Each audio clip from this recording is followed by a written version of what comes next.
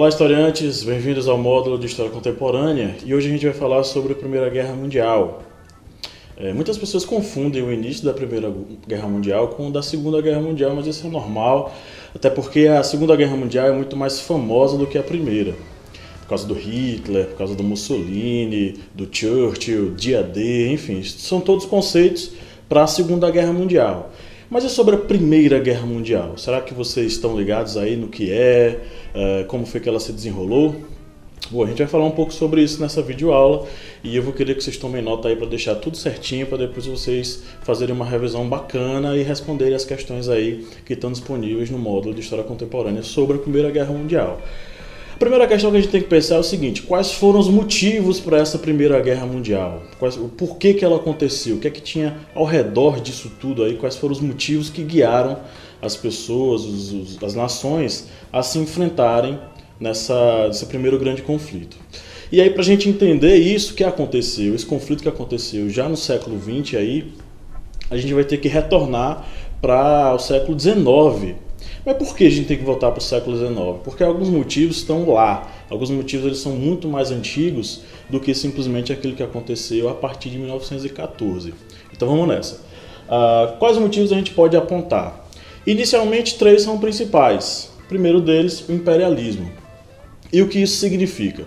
Significa que, nessa época, no século XIX, com o crescimento do desenvolvimento econômico, com o aumento da industrialização, muitos países eles começaram a crescer as expectativas sobre aquilo que eles queriam. E muitos desses países queriam, de fato, uma grande expansão mundial, conseguir cada vez mais lucro, cada vez mais expandir sua indústria, tanto de forma local quanto de forma global.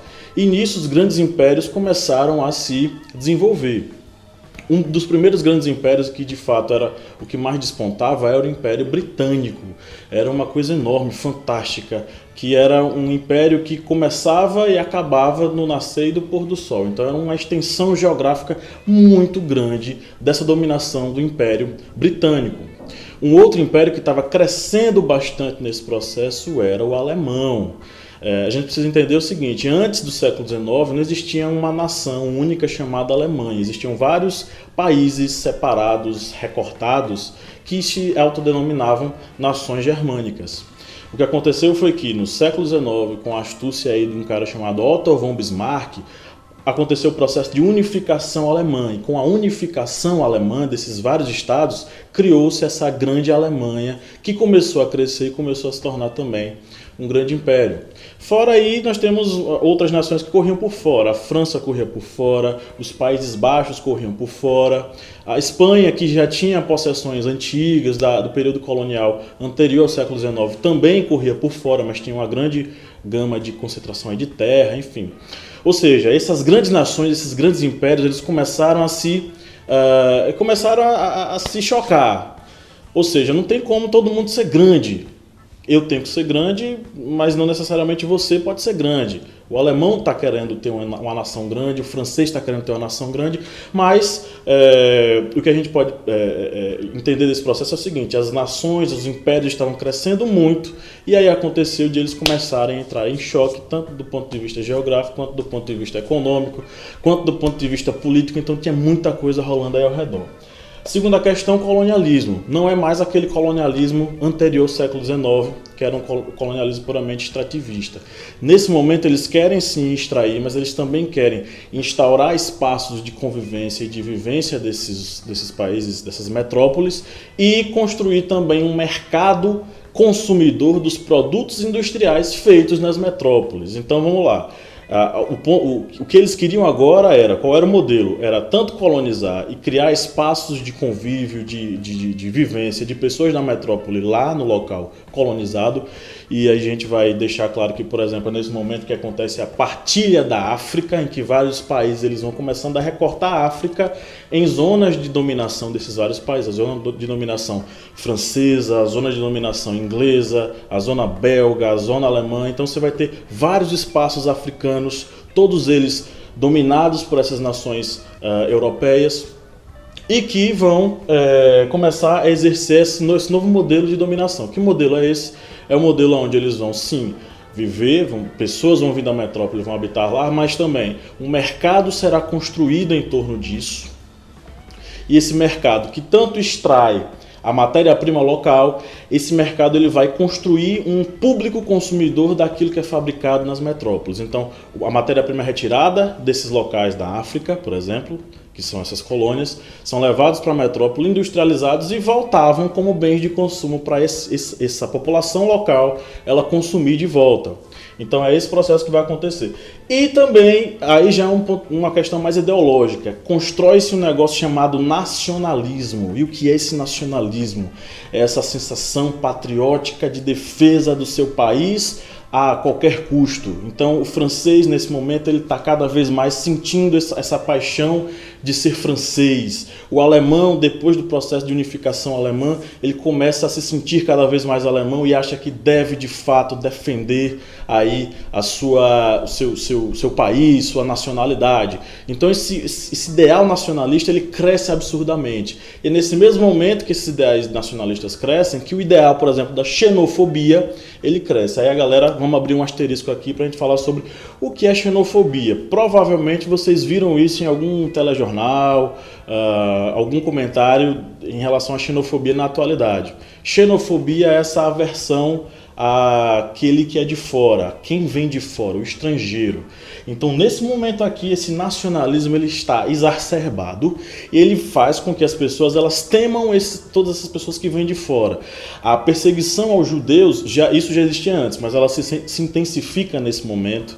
A perseguição, por exemplo, os ciganos, ela cresce nesse momento. Então, são ideais de ojeriza ou de medo daquilo que vem de fora que cresce absurdamente com a ideia desse nacionalismo.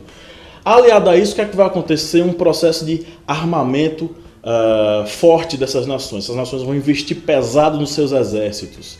Esses exércitos vão crescer de uma forma abissal. Do final do século XIX para o início do século XX, eles vão crescer absurdamente. E aí a gente vai ter esse confronto quase que... Todas as nações, na verdade, elas aguardavam que esse conflito ele acontecesse. Era um sentimento meio que de aguardo. Bom, alguma coisa vai acontecer, algum pipoco vai acontecer. Que horas que ele vai acontecer? Ninguém poderia afirmar que seria o momento certo naquele exato ano de 1914. Mas a ideia é que esse conflito ele ia acontecer em algum momento. Estava todo mundo se armando, estava todo mundo investindo em exército pesadamente. E aí, o que é que vai acontecer? Né? A Guerra Franco-Prussiana é um exemplo disso. No século XIX, duas nações se envolveram num conflito territorial, político, econômico, que foi a França e foi a Prússia. A Prússia foi o primeiro estado alemão que disse, bom, vamos unir os outros estados alemães. E a Prússia ela lutou, batalhou e conseguiu unir todos os outros estados alemães num país só que veio a ser chamada de Alemanha. E logo depois que ela foi instituída enquanto Alemanha, ela recebeu o nome de Segundo Reich, ou Segundo Império Alemão. E aí o Kaiser Guilherme ele tomou a frente desse estado. E essa guerra franco-prussiana ela fez com que entrassem em conflito duas nações que eram poderosíssimas. Né? De um lado aí nós temos a França do Napoleão, né? Napoleão III, salvo engano, e Napoleão ele vai estar aí num processo de reafirmação desse império, mas sofrendo de uma perseguição muito forte, de uma oposição muito forte política dentro do seu próprio estado, mas ele tentava mostrar através da guerra que ele era poderoso. Então a França ela entrou em conflito com a Prússia, e essa guerra era questão de disputa territorial, e especificamente no território chamado Alsácia e Lorena. Esses dois espaços eles estavam em disputa, e a Alemanha, que estava nesse processo de autoafirmação e de criação desse Estado alemão, ele estava querendo que todos os estados onde os alemães habitassem se tornassem parte do Império Alemão, que foi o que aconteceu com a Alsácia e a Lorena. E aí o que acontece? A guerra vai se desenrolar e a Prússia vai sair vitoriosa e vai assinar um tratado no próprio Palácio de Cristal, lá no Palácio de Versalhes, na Sala dos Cristais, no Palácio de Versalhes, aonde ele vai decretar essa derrota francesa e a associação aí da Alsácia e Lorena ao território Grande Reich alemão. Isso vai gerar uma bola de neve. Vai começar com uma coisinha entre duas nações e vai desembocar com uma coisa muito grande lá na frente. Por quê?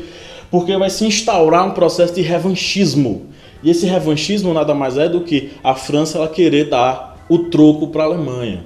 Mas não era querer dar o troco puramente, não, assim, vamos brigar agora, não. Ela buscou uma alternativa mais inteligente, que foi a alternativa, a estratégia de criar alianças. E como é que foi isso? Ela começou a se conectar com outras nações que poderiam eventualmente se tornar suas amigas, suas aliadas num eventual conflito com a Alemanha. Só que eles não esperavam que a Alemanha fosse fazer o mesmo. Então, do outro lado, a Alemanha começou a tecer várias alianças aí com várias outras pessoas, vários outros países. E essas alianças elas vão começar a se chocar. Por quê? Porque, por exemplo, a França cria um tratado com a Grã-Bretanha, fazem uma aliança. Aí a Grã-Bretanha faz uma aliança com a Alemanha. A França assina um tratado com a Rússia e a Rússia vai lá e assina um tratado com a Alemanha. No final das contas, os aliados franceses tinham feito alianças também com os aliados alemães. Isso criou uma teia de aranha tão louca, tão absurda, que no dia que a guerra começa a desencadear, acontece um efeito em cadeia. Né? Mas a gente vai ver daqui a pouquinho, vamos lá. Revanchismo, a questão da soberania. Ora bolas, quem é o país, quem é a nação que manda nas outras? Todas elas estavam atrás dessa soberania, todas elas estavam querendo ser a primeira nação europeia. E aí, com quem fica esse título? E como chegar a esse título se não for por meio da guerra? Né? E aí a gente alia a questão das conquistas. Todas essas nações elas estavam querendo conquistar. A sua população ela ansiava por esse tipo de coisa. Os editoriais nos jornais, a opinião pública, todos eles pediam uma espécie de vamos lá mostrar que nós somos os soberanos, nós somos os melhores. E isso é complicado porque a Europa se torna um barril de pólvora, porque você tem franceses, alemães, ingleses, belgas, holandeses, todo mundo querendo mostrar que era melhor do que todo mundo. Só podia acontecer o quê? Guerra, briga, né? Enfim. E aí o que vai acontecer nesse dia fatídico que muita gente diz que foi o motivo da Primeira Guerra, mas não foi o motivo, foi o estopim, foi aquilo que restava para pipocar o negócio todinho. Foi o assassinato do arquiduque austro-húngaro, que vocês devem conhecer, que é o Francisco Ferdinando. Um belo dia, estava lá o Francisco Ferdinando passeando com sua esposa, né, a arquiduquesa, na Sérvia, na cidade de Sarajevo. E era uma visita política, enfim. Só que nesse dia eles não sabiam, mas uma organização alternativa, que alguns dizem que era uma organização criminosa, uma organização terrorista, chamada de Mão Negra, ela estava com um plano de assassinar o arquiduque. Por que assassinar o arquiduque? Aí a gente vai para mais uma questão. Que é a questão dos Balcãs. Os Balcãs era uma região, era um território europeu sob domínio do Império Austro-Húngaro. O Império Austro-Húngaro ele conclamava uma série de outros estados dentro dele com várias nacionalidades diferentes.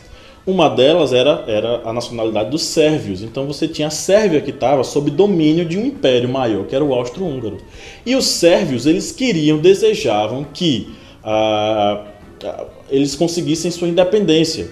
Eles não queriam mais a dominação austro-húngara. E é nesse contexto, por exemplo, que a Mão Negra ela vai se instituir, porque a Mão Negra ela vai se organizar como um grupo que luta pela libertação dos sérvios da dominação austro-húngara. E como conseguir isso? Eles escolheram a via da guerra, da violência.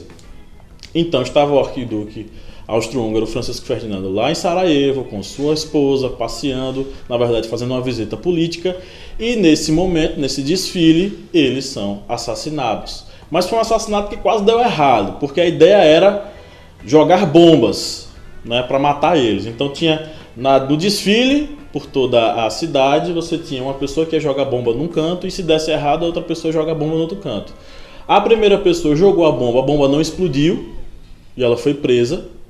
E a segunda pessoa jogou, A bomba explodiu em outro lugar que não foi o carro dele e ela tomou cianureto, que era um veneno para dar cabo da vida para que ninguém a pegasse. Nisso que essa outra bomba explodiu, aí a galera começou a ficar meio preocupada. E agora a bomba está explodindo, meu Deus, vamos se esconder e tal. E aí, o que foi que aconteceu? O chofer do carro do Francisco Ferdinando disse, não, vamos entrar ali naquela ruazinha escondida para a gente descansar, para a gente dar uma fugida. Grande erro. Esse foi um erro absurdo. Quando eles entraram nessa ruazinha, era uma ruazinha onde tinha uma cafeteria, um barzinho, enfim. Aonde estava um cara chamado Gavrilo Princip, que era membro da Mão Negra, que estava metido nisso tudo, estava aguardando o negócio dar certo. Só que quando ele viu o carro entrando ali, não estava no itinerário, não estava dizendo, ó, vai entrar aqui o carro. E o carro entrou. Quando ele viu aquilo ali e viu que ele estava vivo, ele pensou, bom, a minha chance é agora. E aí, gente, vocês pensam o seguinte, tem desfile de presidente, de rei, tá lá um bocado de guarda, de segurança ao redor fazendo a proteção. Quantas pessoas estavam fazendo a proteção do arquiduque? Nenhuma. O carro tava lá sozinho, tava ele, a esposa e o chofer. Então tava lá pedindo para ser assassinado.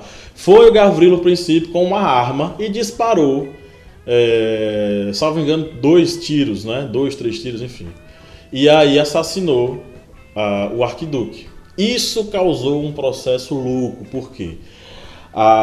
O Império Austro-Húngaro fez um ultimato à Sérvia. É o seguinte, a gente vai mandar a nossa polícia aí investigar o que foi que aconteceu. E a gente vai prender todo mundo que tiver envolvido. E a Sérvia respondeu de cá, não. Tudo bem que a gente vá fazer uma pesquisa aqui, uma busca para ver quem são os culpados, mas tem que ser a nossa polícia. E ficou nesse vai e vem, nesse vem e vai e tal. O que aconteceu foi que a Áustria-Hungria declarou guerra à Sérvia. Só que aí, notem, eu falei sobre as alianças, pois é, essas alianças vão ser o ponto-chave nisso tudo. A Áustria-Hungria declarou guerra à Sérvia, só que a Sérvia tinha um tratado de segurança com a Rússia. E se a Sérvia entrasse em guerra, a Rússia ia entrar. Então a Rússia declarou guerra ao Império Austro-Húngaro. No que a Rússia declarou guerra ao Império Austro-Húngaro, a Alemanha, que tinha um tratado com o Império Austro-Húngaro de segurança, quando a Rússia entrou na guerra, a Alemanha declarou guerra à Sérvia e à Rússia. Aí a França, que tinha um acordo de segurança com a Rússia, vendo que a Alemanha entrou em guerra com a Rússia, entrou e declarou guerra para a Alemanha e para o Império Austro-Húngaro. Aí nisso a Grã-Bretanha ficou meio assim, e agora, o que é que eu faço, o que é que eu faço, o que é que eu faço? A França lá dizendo, e aí, vocês vão entrar ou não vão entrar na guerra? A Grã-Bretanha fez pedidos para a Alemanha, ó, vamos tirar o pé aí do acelerador, vamos bater um papo, a Alemanha se negou. Quando a Alemanha se negou, ela entrou na guerra também, porque ela também tinha um acordo com a França de segurança. E aí a gente vai ter o processo de guerra dividido nesses 2 blocos. O bloco das potências centrais e o bloco da Tríplice Entente, tá? Quem eram os membros, né? Quem é que jogava em cada time? Do lado de cá nós tínhamos a Alemanha, a Áustria-Hungria e o Império Turco-Otomano, que entrou nessa brincadeira aí, nesse processo, por também fazer parte de um grande império, ser também um grande império, com várias nacionalidades diferentes, e ele também desejava que a Grécia se mantivesse sob o seu poder. E tem uma coisa interessante, do lado de cá também tinha a Itália. Só que a Itália vira casaca. E no início da guerra, quando o negócio começou, ela mudou de lado. Ela foi pro lado do pessoal da Tríplice Entente, que foi a Inglaterra, França e Rússia. Tá aqui a Itália com asteriscozinho. Então, a Itália, ela é essa vira-casaca bacana, que no princípio da guerra já mudou de lado, né? Note o interessante aqui também. Todos esses aqui são grandes impérios. A exceção da Itália são grandes impérios. A exceção da Itália, todos esses impérios aqui, eles tem várias possessões na África, na Ásia, são impérios enormes, tá? E eles vão começar a se enfrentar. Nisso, a gente pode pensar nessa guerra, resumindo, né, em 2 aspectos. Nós temos um primeiro momento que é a guerra de movimento. E o que é que acontece nessa guerra de movimento? É a guerra onde eles vão fazer uma movimentação muito grande, eles vão começar a fazer vários processos de ataque, de batalhas, de uma forma bem dinâmica, bem rápida. Os alemães são mestres nisso. Eles exercitaram um negócio chamado Plano Schlieffen. O que era o Plano Schlieffen? Eles grandes inimigos franceses, eles imaginaram um modo de pegar a França de calças curtas. E o plano Schlieffen é também conhecido como o plano pinça, movimento de pinça, que era o seguinte, eram dois movimentos que iriam acontecer. Ao norte da França, passando por Holanda, Bélgica, enfim, e por baixo da França. Ou seja, eram dois movimentos de cima para baixo para se juntar e pegar a França de vez. E a Alemanha colocou isso em ação numa tática de guerra muito rápida. Então eles foram, os franceses acreditavam que eles não iriam passar pelos países ao norte, a Alemanha passou pelos países ao norte e começou a batalha em cima de batalha, descer o território francês até chegar em Paris. Só que eles não entraram em Paris. Eles ganharam tantos alemães que eles pensaram, não, vamos dar uma descansada aqui na beira do rio, tranquilo e tal. Foi o mote para dar tempo para que os franceses se organizassem. Por quê?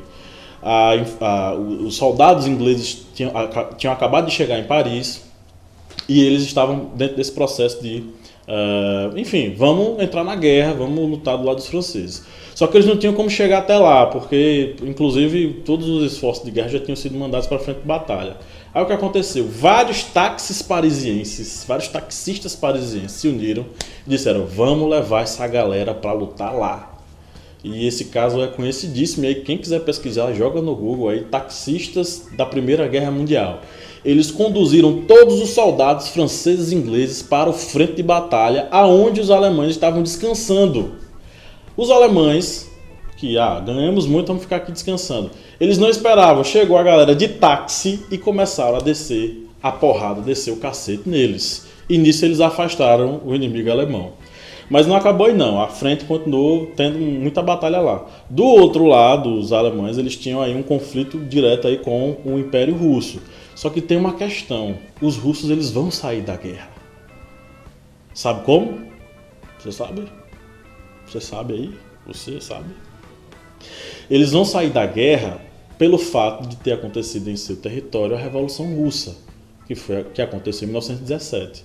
Em 1916 eles já começam a ter um processo ali, uma rusga, um desconforto político, e em 1917 acontece a Revolução Russa, eles vão ter que sair da Primeira Guerra. Enfim, a guerra de movimentação também traz uma série de avanços na tecnologia. Por exemplo, o avião. Muitos coronéis, os mais antigos, os mais experientes, diziam, não, isso daí é um esporte, avião é esporte, é uma coisa para você brincar e tal, isso aí não dá certo em guerra não. Olha que besteira. O avião aparelhado, com metralhadora, com bomba, ele se torna uma das principais ferramentas de guerra na Primeira Guerra Mundial. E aí, meu Deus do céu, os bombardeiros da Primeira Guerra Mundial e depois na Segunda Guerra Mundial vão ser determinantes para minar as forças dos inimigos. Então o avião ele entra como tecnologia de guerra. O tanque de guerra, que era chamado de carro de guerra, também entra nesse processo. E aí é uma grande inovação, inicialmente dos alemães e posteriormente os aliados da Tríplice Entente, eles vão começar a também desenvolver seus carros de guerra. E também, além disso, você vai ter o início aí do processo de guerra científica. Você vai ter aí os gases venenosos que vão ser soltados nos frontes de batalha, nas trincheiras, para acabar de vez com a vida das pessoas. Então, note aí que a tecnologia, a ciência, elas vão começar a se desenvolver de uma forma enorme. Agora, isso foi bom ou ruim para a humanidade? Bom, ainda vai ter que pensar, porque muitas dessas tecnologias desenvolvidas na Primeira e na Segunda Guerra Mundial vão ser, na frente, reformuladas, reorganizadas e utilizadas no dia a dia da gente aqui, enfim. Né? Isso aí a gente vê num outro vídeo. Mas note, a tecnologia ela faz parte desse processo. O segundo momento é a guerra de posição. Depois do processo de movimentação rápida, eles começam a guerrear de uma forma mais cruenta. E eles não conseguem mais ter tanto avanço e tanto recuo. Ou seja, eles começam a ficar mais parados. E quando eles começam a ficar mais parados, eles começam a desenvolver um negócio que no século XIX já tinha existido, um negócio chamado de trincheira. Só que essa trincheira não é um simples buraquinho cavado e ele se esconde lá embaixo, não. A trincheira é quase que uma cidade, é um negócio enorme, um acampamento de guerra, com dormitórios, enfim. E aí, essas trincheiras elas vão ser a vida desses caras, desses soldados, a partir de 1915, né, tá aqui, até meados aí do final da guerra, em 1917. Então a vida será na trincheira. E aí nessa trincheira rola de tudo. Os caras sofriam com pulgas, com ratos, as comidas ficavam envenenadas, com várias doenças desses animais, enfim. E aí o que é que vai acontecer? Essas trincheiras elas vão ser a vida deles, inclusive você pode até conferir, tem um filme bacana, um dos filmes bacanas do Chaplin, né? Do cinema mudo, onde ele é o soldado que está vivendo na trincheira. E aí rola de tudo, você vê ali uma série de casos engraçados do Chaplin na questão da comida, na questão das pulgas. Ele faz uma sátira interessante sobre esse processo aí das trincheiras. E é nesse espaço aí das trincheiras que as guerras vão acontecer. No meio dessas trincheiras, entre um espaço e outro de trincheiras inimigos, tem um território que eles começam a chamar de Terra de Ninguém. É a terra onde jazem os corpos das pessoas mortas. É onde os caras, se eles não andarem com cuidado, se rebaixarem ou serem muito rápidos, eles vão ser alvejados em algum momento. Então é aquela terra onde ninguém consegue ficar, onde só os mortos habitam, né? Então é nesse processo aí, E aí é onde a guerra começa a ficar mais lenta, ela começa a ficar mais cruenta e mais lenta também. E as pessoas que achavam que iam ter um conflito glorioso, muitos deles acreditavam que isso ia durar meses. Meu Deus, durou 4 anos. Então essas pessoas elas começam a notar que realmente o negócio é mais embaixo. Os bombardeiros, os gases venenosos, os mortos que estão ali, tudo isso começa a gerar um negócio pesado nas mentalidades desses soldados. Eles começam a ficar, meu Deus, e agora o que a gente vai fazer? Enfim, mas tinham que lutar. Tem até o caso interessante que foi tema do filme Feliz Natal, que foi a trégua. Foi uma espécie de armistício rápido no Natal de 1914, perdão, vamos voltar, enfim, estamos gravando, mas tem ao vivo também, enfim. No Natal de 1914 aconteceu um processo de armistício aí, onde soldados de inimigos, eles chegaram no acordo, ó, é Natal, não vamos brigar não? E eles tiveram uma ceia de Natal, e eles tiveram um dia de Natal posterior, onde eles puderam conversar, confraternizar, até jogar bola. Então fica aí a dica desse filme Feliz Natal, só para você ter uma ideia de como esses caras que estavam lá para guerrear, em determinado momento eles, meu Deus, por que eu tô aqui? Eu tô sofrendo tiro, tem pulga, tem rato, a comida tá envenenada, e agora? O que é que eu vou fazer da minha vida? E nesse momento eles começaram a se confraternizar. Só uma informação. Logo depois desse processo, eles não queriam mais lutar uns contra os outros. É tanto que eles avisavam quando é que ia ter bombardeio, por exemplo, os franceses ligavam para os alemães, vai ter bombardeio tal hora, se protejam. Ficou uma coisa assim, uma camaradagem tão grande que os generais disseram, separa essa galera porque a gente quer ver briga. E eles juntos ali não vão brigar, né? E aí, nesse processo de trincheira, né, a gente vai chegar aí no processo final da guerra. E nesse processo final da guerra, a pergunta a guerra terminou. Quem saiu perdedor dessa guerra? Quem foi que disse? Quem foi o primeiro que levantou a mão e disse, acabou-se. Eu tô derrotado, não dá mais. Aí vem a informação. Na verdade, todo mundo perdeu na Primeira Guerra. Deu empate. Tava todo mundo tão desgastado, tão destruído, tão bombardeado, e com tanta gente morta, tantos soldados que já tinham sido usados no fronte de guerra, que eles chegaram no momento que disseram, vamos parar esse negócio, né? Que é o momento onde vai acontecer o armistício, no ano de 1918. Num vagão de trem, vão sentar os generais das principais nações e vão chegar num acordo. Não dá mais pra gente guerrear, vamos parar agora. Então a Primeira Guerra Mundial ela termina não com alguém derrotado, mas com armistício, ou seja, empate. Vamos parar aqui, está todo mundo destruído. E nesse empate acaba a Primeira Guerra Mundial. Só que aí vem a segunda questão. Por que a gente recebe a informação de que a Alemanha saiu derrotada na Primeira Guerra Mundial? Isso já é uma coisa posterior. Quando em 1919 vão assinar o Tratado em Versalhes, as nações que se uniram, que se juntaram, que não convidaram a Alemanha, inclusive, para esse tratado, eles chegaram e disseram, o culpado é a Alemanha, vamos colocar tudo nas costas da Alemanha. E eles colocaram nas costas da Alemanha, sim. É tanto que o tratado ele detona a Alemanha do início ao fim. Inclusive, os Estados Unidos participaram desse Tratado de Versalhes. Aí você me pergunta, mas qual foi a participação dos norte-americanos? No que é que os Estados Unidos se meteram nesse processo. Os Estados Unidos eles não tiveram tanta importância quanto, por exemplo, na Segunda Guerra Mundial, mas eles enviaram muitos soldados e muitos suprimentos, inclusive relacionado a médicos e tal, e medicamentos para o campo de batalha. E sim, a ajuda deles foi providencial nessa Primeira Guerra Mundial, mas não foi tão determinante, por exemplo, como na Segunda Guerra Mundial. Então note, o final da Primeira Guerra Mundial ele se dá através de um armistício, ou seja, de um empate. Mas a Alemanha sai derrotada porque em determinado momento, em 1919, se juntou uma galera, especificamente países membros da Tríplice Entente, e eles definiram o futuro da Alemanha sem que a Alemanha sequer tivesse sido convidada. E é por isso que a gente tem hoje que a Alemanha foi quem saiu perdedora desse processo. Então, galera, falamos aí sobre a Primeira Guerra Mundial, do início ao fim, as principais questões. Espero que vocês tenham anotado tudinho aí e principalmente tem dúvida, fala com a gente aí nos nossos canais, através do chat dentro do módulo. Faça a leitura do módulo também de Primeira Guerra Mundial. E aí, qualquer dúvida, qualquer coisa, você entra em contato com a gente. Valeu? Um abraço!